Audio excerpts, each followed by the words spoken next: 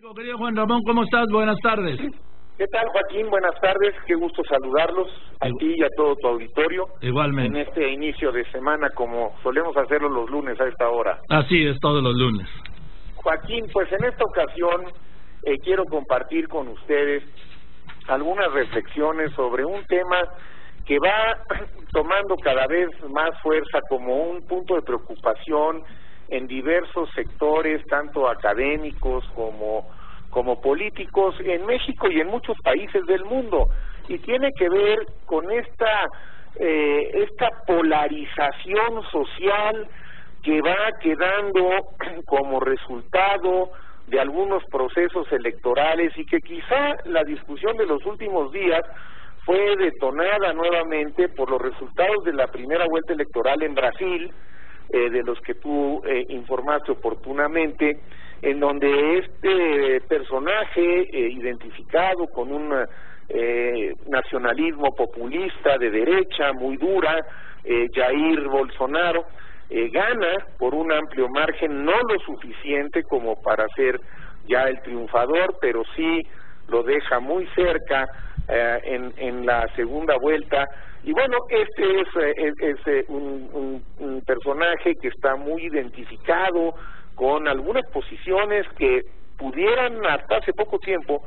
haber parecido como pues poco atractivas en términos generales, una posición muy en contra de todos los derechos de las minorías, homofóbica, muy en contra de las mujeres, en fin, con una tendencia a fortalecer la discriminación en todos aspectos, el pensamiento único, y que ha suscitado muchas pasiones y que tiene a la sociedad brasileña pues muy dividida, de todas maneras, muy polarizada. Y entonces el planteamiento que se han hecho varios de los pues que yo consideraría filósofos y pensadores quizá más importantes de nuestra época es: ¿qué está pasando con nuestra democracia, que va dejando en muchos países saldos que no son buenos para esos mismos países, porque quedan sociedades muy divididas? Y claro, los referentes son los Estados Unidos de Norteamérica y Gran Bretaña, ¿no?, con sus dos procesos electorales de los últimos años, que siguen teniendo pues muchos niveles de complicación en la operación cotidiana de esas sociedades, que de todas maneras se mantienen en la dinámica de las democracias. Algunos han acuñado términos como democracias iliberales para contrastarlas con los valores más tradicionales de las democracias occidentales liberales. Preocupa en muchos casos ese estilo de los líderes que son políticamente muy autoritarios y socialmente generan mucha división en el electorado. Aunque ganen o pierdan, generan una enorme división. En Europa hay otros países que tienen esquemas parecidos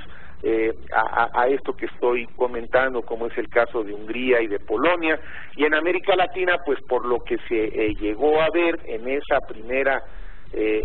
vuelta electoral en Brasil, la figura de este señor Jair Bolsonaro pues ha preocupado a muchos, porque el proceso lo explican algunos filósofos, creo que bien,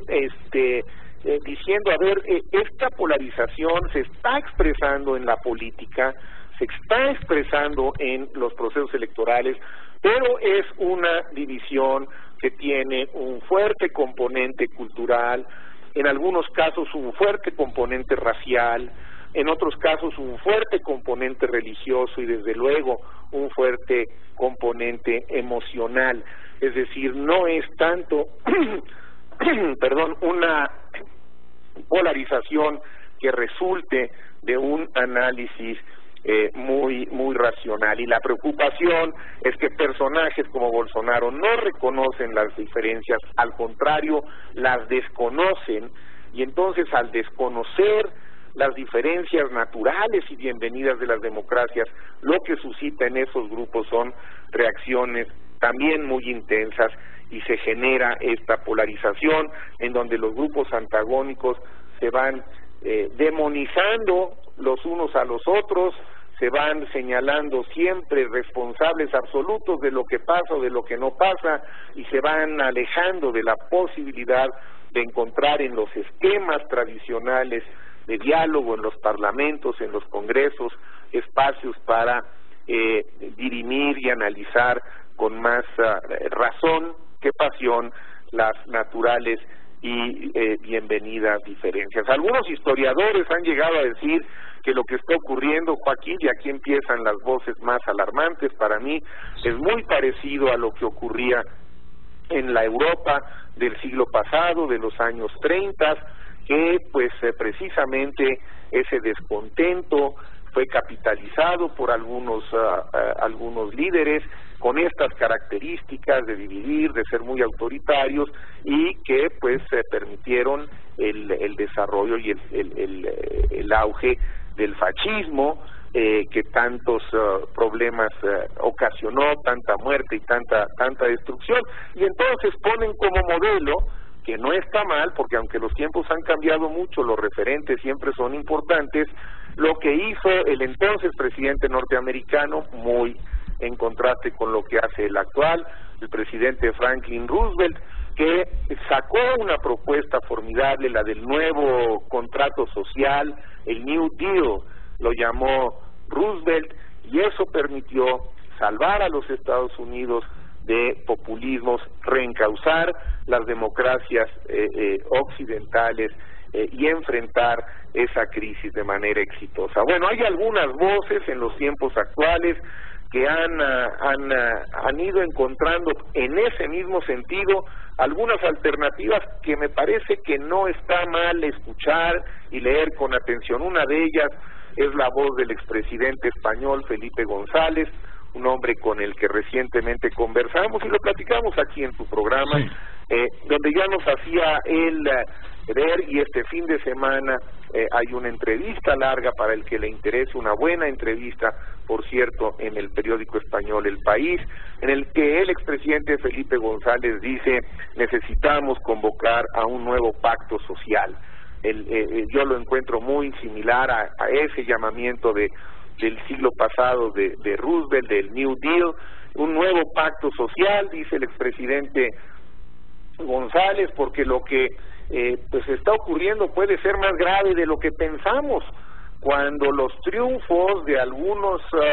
gobiernos democráticos no respetan a las democracias representativas,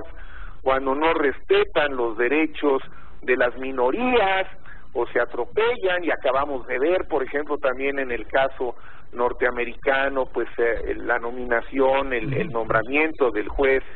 Kavanaugh a la Suprema Corte en medio de una enorme división social, de una gran controversia,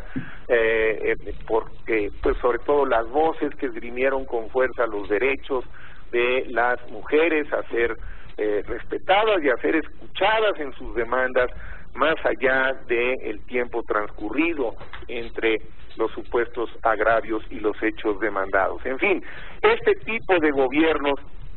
en donde inclusive su tendencia a dividir logra involucrar a algunos medios de comunicación, Joaquín, que toman claramente partido y van acentuando esa polarización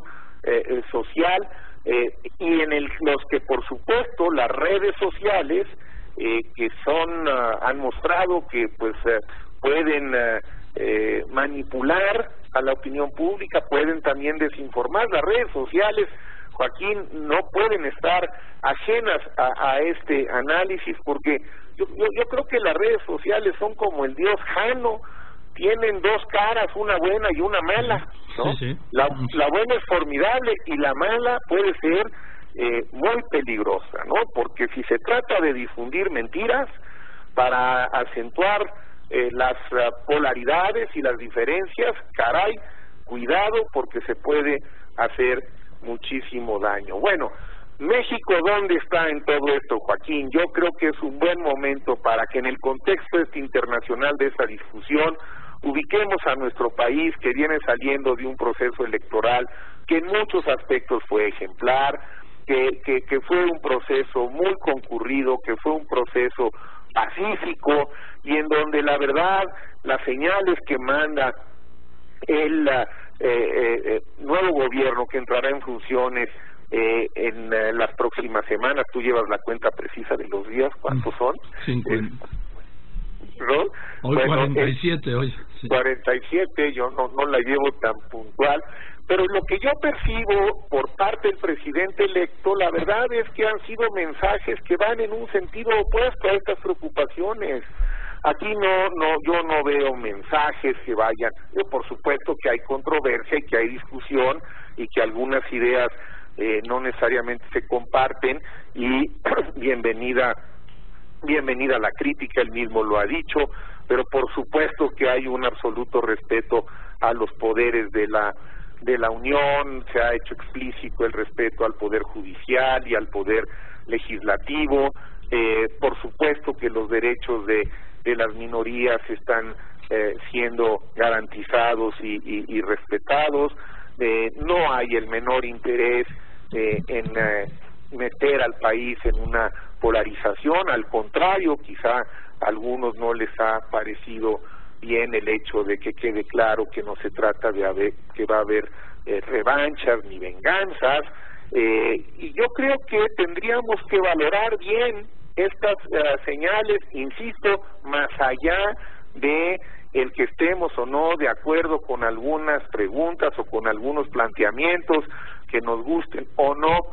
algunas de las ideas propuestas, que eso está bien, que haya discusión y que haya análisis, pero los mensajes que se están mandando en el caso del proceso democrático mexicano me parece, y hay que valorarlos, porque si no también corremos el riesgo, como nos ocurre cuando no valoramos lo que tenemos. No apuntan en una dirección polarizante como en otros países, apuntan más bien en una dirección que trata de encontrar en la diversidad de opiniones y en los puntos de vista y símbolos también elementos de unión y de trabajo coordinado, reconociendo las diferencias y respetándolas los que tienen puntos de vista distintos. Yo creo que este es el camino por el que hay que seguir, Joaquín. Caer en una polarización que nos lleve a tomar decisiones drásticas en un momento dado no nos va a ayudar, lo estamos viendo, y las voces de estos intelectuales, historiadores, filósofos que han resurgido y que creo yo que estarán presentes en los próximos meses, hay que tomarlos sobre todo como lo que deben de ser, una llamada de atención y una voz que dice cuidado, porque la polarización, aun cuando sea resultado de un proceso democrático, si lo que queda es un saldo de una sociedad profundamente dividida y esa división se sigue acentuando en los hechos cotidianamente, realmente el riesgo que puede producir en un país con tradiciones de instituciones que funcionan al servicio de una democracia representativa con todo y sus defectos puede ser un saldo más negativo de lo que parece. Así que no me pareció ocioso emitir más allá de retransmitir un poco estos puntos de vista el día de hoy, porque vale la pena tenerlos presentes, Joaquín. No vaya a ser que en México se nos empiece sin querer a descomponer una situación que no está descompuesta, Yo la veo con todos los problemas del país que ahí siguen, es una situación que sigue siendo manejable en términos institucionales, en términos de una cordialidad y de una unidad que creo que sería muy bueno que tratáramos de preservar. Así es, yo creo que tiene que ser una prioridad. Gracias, querido Juan Ramón, te mando un abrazo. Buenas tardes, saludos. Que estés muy bien. Igualmente el doctor Juan Ramón de la Fuente, profesor emérito de la UNAM, ex rector de la Universidad Nacional Autónoma de México, presidente del Consejo del Instituto ASPEN Capítulo México.